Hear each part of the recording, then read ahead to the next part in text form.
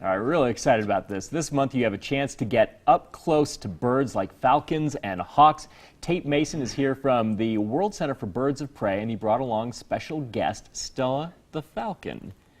A little bit nervous tonight. Yeah, this is a northern Aplomado falcon that I brought from the World Center for Birds of Prey, and one of the birds that will be flying at the in the fall flight demonstrations. Tell us about that. It's a fascinating thing. I've seen a couple of these birds fly solo.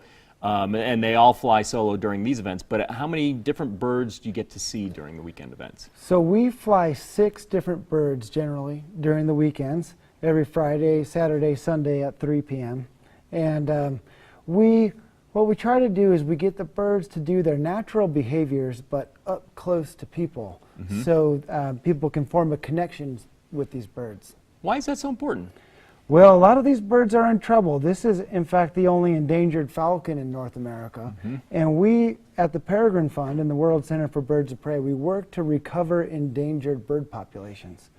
And to do that, one of the most important things is to have people on our side.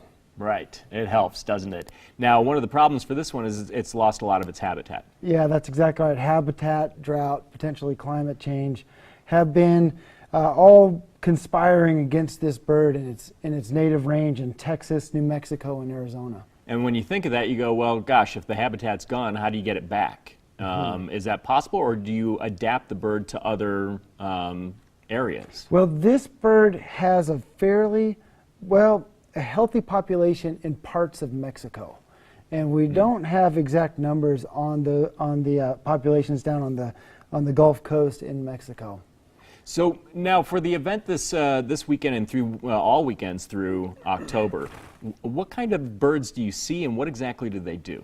Well, the first bird that, and in fact one of my favorite birds that you might see is the Eurasian eagle owl, which is the largest owl species in the world. And that is a bird that has generally been starting our flight demonstrations. And so you can see that bird. It's a male owl. And then we have 3 or 4 falcons that we fly and a couple of hawks as well. And they'll really swoop right across the audience, basically. Yeah, in fact, it's best to stay seated because if you stand up suddenly, you might get a falcon in your back. Right. In fact, the audience is told to keep their hands down as well, right? Because they're looking for a hand to land on. The birds are trained to the glove, and so oftentimes when the trainers will put the glove up and they'll have a piece of food on the glove, then the bird will fly in for that piece of food, and it will fly right over the audience, and it's really a special thing to see these birds fly that close. And we saw the condor there in captivity. I mean, that's not one of the birds that flies. No, we're not flying the California condors. But that would be really cool. But the interpretive center is open, and we do have 2 condors that people can see, California condors, one of the most endangered birds in North America. We have a huge project with the California condors going on right now. And they're absolutely fascinating to see up close like this, and it's an opportunity to do that every weekend through October. Here's the information on the fall flights. World Center for Birds of Prey. If you haven't been out there, you have to check it out because truly it is world class.